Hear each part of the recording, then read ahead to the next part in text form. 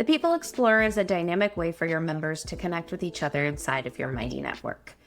Scrolling over the profiles here, you'll see that they will animate, and this is in the Global Members feature. So if you have that toggled on, you will see these profiles.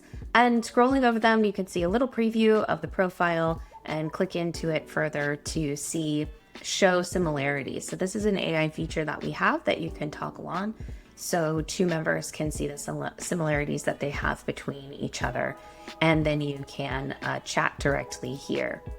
You can also turn on this feature inside of a space in our members tab here. It's this first button here called Explore, and you could scroll over and go ahead and click on a profile here and chat with them as well, or view their profile further. If you would like for the Explore tab to be the last, you can go into Space Admin here and select Members, and then you can actually show the Explore tab as the first tab when opening the Members page. So if you don't select that and click Save, I'll show you what changes here. The Explore tab goes to the last position in the filter bar here.